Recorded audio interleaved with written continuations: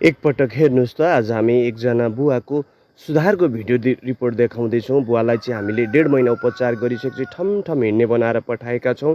यो चाहिँ सुरुमा बुवालाई चाहिँ यसरी ल्याएको अवस्थाबाट हामीले उपचार सुरु गरेका थियौँ। बुवाको नाम भक्तबहादुर लिम्बू, चौबिसे गाउँपालिका वडा नम्बर 6 थाप्रुङबाट आउनुभएको 72 वर्षीय बुवा। हाल चाहिँ केराबारी 4 घरे टोड्केबाट उपचारमा दैनिक रूपमा आउनुभएको थियो, केराबारी 4बाट। र बुवालाई चाहिँ सुरुमा उच्च रक्तचापको कारणले मस्तिष्कघात भइसकेपछि राति सुतेकी अवस्थामा उहाँलाई चाहिँ स्ट्रोक भएर प्यारालाइसिस भएको थियो र माघ 5 गते शनिबारका दिनमा चाहिँ हामीकोमा उपचारमा ल्याउनु भएको थियो। र उपचारमा ल्याउँदा उहाँका भिजिटरले एकदमै दुईतिर तँगारेर यस्तो अवस्थाबाट ल्याउनु भएको थियो। बुवाको दाहिने हात र दाहिने खुट्टा एकदमै कमजोर अवस्थाबाट ल्याउनु भएको बुवालाई हामीले 1.5 महिना उपचार गरिसकेपछि चाहिँ यसरी अब चाहिँ ठमठम हाम्रो बुवा चाहिँ माथि 24 गाउँपालिका वडा नम्बर 6 थाप्रुङबाट आउनु भएको भक्तबहादुर लिम्बू, भक्ते भनेर चिन्छन् अरे उहाँलाई चाहिँ धेरै जस्तो थाप्रुङमा। त्यही भएर बुवा तपाईँलाई चाहिँ राजारानीमा के भने, थाप्रुङमा के भनेर चिन्नुहुन्छ अरे?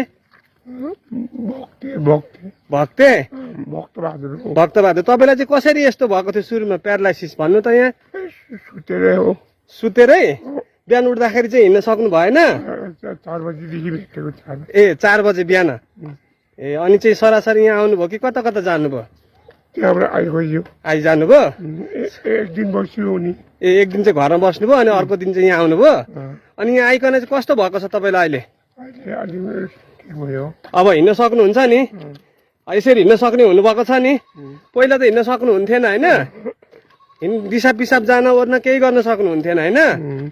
कस्तो हुनुहुन्थ्यो भनिदिनु न, यहाँ धेरैले तपाईँलाई हेर्दै हुनुहुन्छ, ल भनिदिनु त। खुट्टा चल्दैन थियो। हजुर हजुर।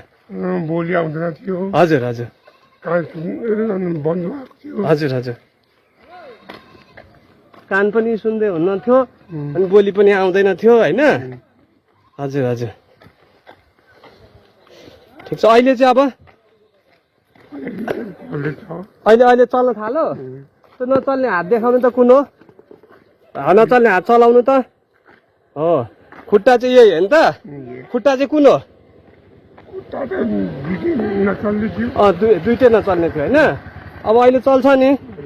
ल अहिले चाहिँ हाम्रो बुवा अब दौडिने हुनुभयो हो नि त? ल भन्दैछ ल हाम्रो बुवा अब मस्त दौडिने हुनुभएको छ।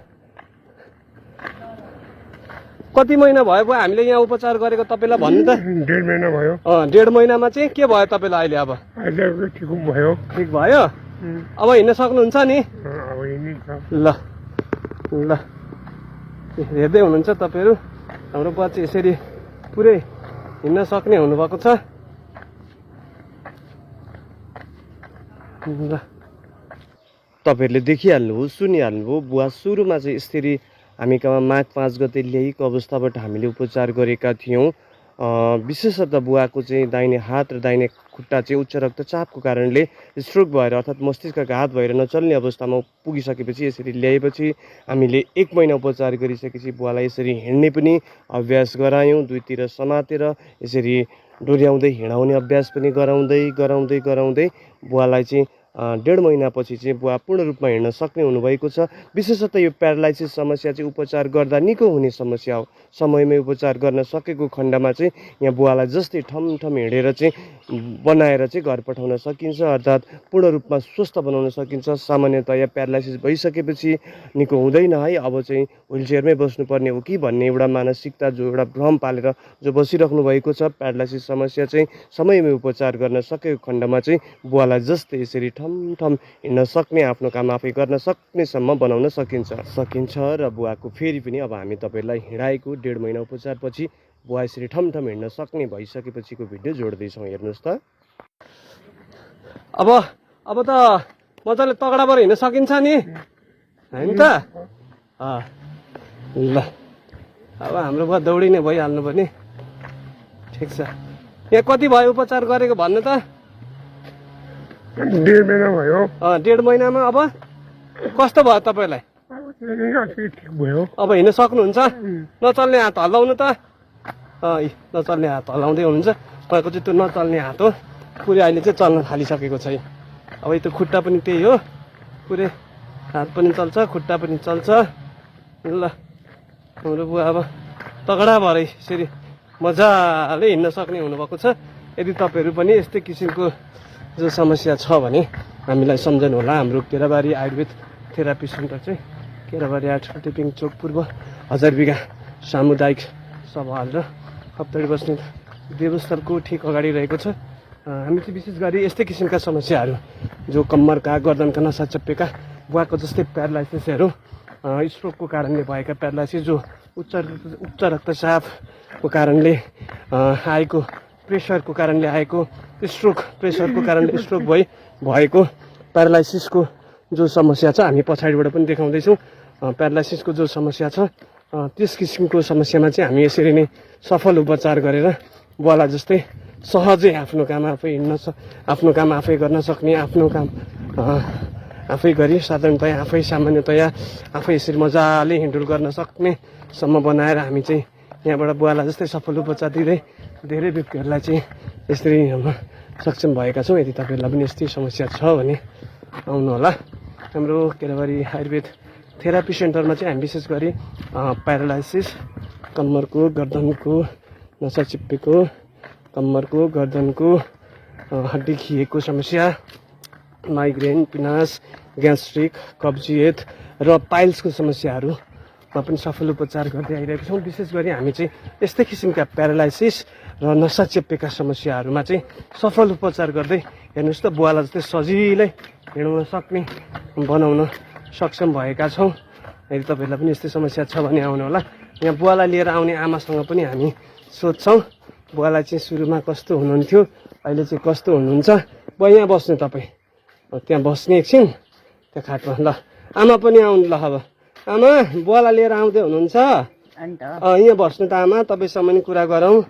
यहाँ चाहिँ यहाँ बस्नु, यहाँ चाहिँ हाम्रो बुवालाई लिएर आउने आमा हुनुहुन्छ। अनि बुवालाई चाहिँ सुरुमा कस्तो थियो आमा भनिदिनु त। यहाँ तपाईँलाई धेरैजनाले हेर्दै हुनुहुन्छ कि, त्यही भएर हात खुट्टा एक खुट्टै नचल्ने थियो। हजुर, अनि लराकलुरुक थियो। लराकलुरुक थियो। पनि डाक्टरको थियो। हजुर, अहिले त अलिक विशेष छ, अलिक भन्दा हिँड्छ। हिँड्न थाल्नु भएको छ। पहिला चाहिँ हिँड्न सक्नुहुन्थेन होइन, एकदम दिसा पिसा पनि गराउन जान सक्नुहुन्थेन, हिँड्न सक्नुहुन्थेन, बोली पनि थिएन, कान पनि सुन्नुहुन्थेन होइन। बोलीहरू अहिले राम्रो छ नि, अहिले ठिकै छ। हिँड्न ओर्न आफै सक्नुहुन्छ अहिले, टोइलेट सोइलेट जान सक्नुहुन्छ।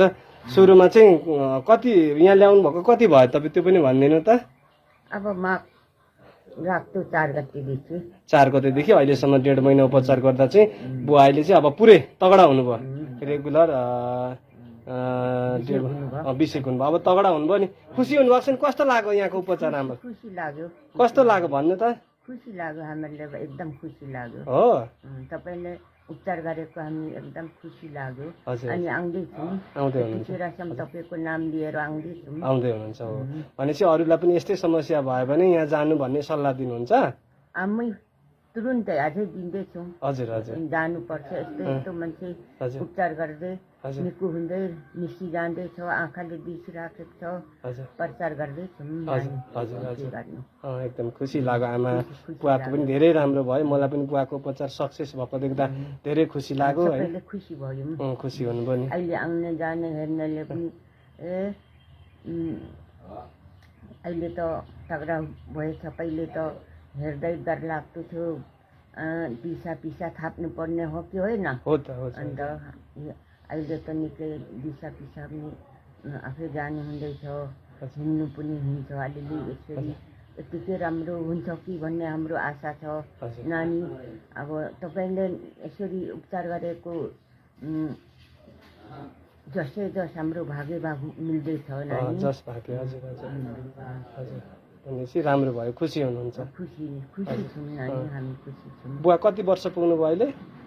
अहिले अब 12 सालले कति वर्ष? 12 साल भनेपछि लगभग 70-72 वर्ष पुग्नु भयो। 72 वर्ष पुग्नु भयो होइन। 72 वर्षको उमेरमा चाहिँ बुवालाई चाहिँ यस्तो समस्या देखा पर्यो।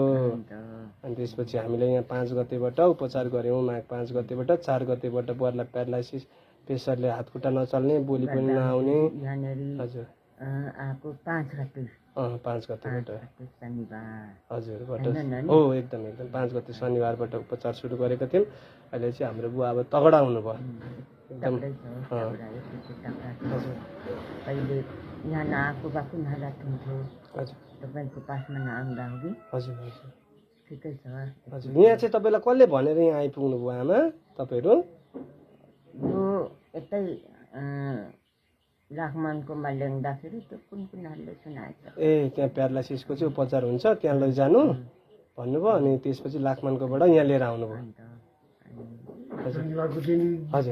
परेको थियो क्या, हजुर हजुर कहाँ लानु लानु अब हजुर यहाँ यो होइन अब अलिकति थेरापीमै जानुपर्छ भने। हजुर थेरापी गर्नुपर्छ। थेरापी गरेपछि हुन्छ। रोक्नु त पर्यो, रोकथाम त गर्दै गर्नु पर्यो। हजुर हजुर भन्ने भयो अनि त्यसपछि यहाँ आउनु भयो नि त। अब फेरि पनि यस्तो भइहाल्यो भने अब अलिक कस्तो भयो भने आउनुपर्छ। आउनुपर्छ फेरि फलोअपमा पनि आउँदै गर्नुपर्छ। बुवाको चाहिँ यहाँ आज कस्तो भयो भनेर बुवालाई मैले चाहिँ बुवालाई सोधेर हिँडाएर कस्तो भयो भनेर हेर्न खोजेको क्या बुवा। होइन बुवा खुसी हुनुहुन्छ नि? कि बुवाको खुसीको आँसु पनि आयो आँखाबाट? म त आउँदै गर्छु नि, आउँदै गर्नुहुन्छ हो। ल बुवाको यहाँ खुसीको आँसु पनि देख्न सक्नुहुन्छ यहाँ। हप्तामा एकबार आउनुपर्छ आइराख्नुपर्छ हो बुवा हो। ल ल ल बुवा ल।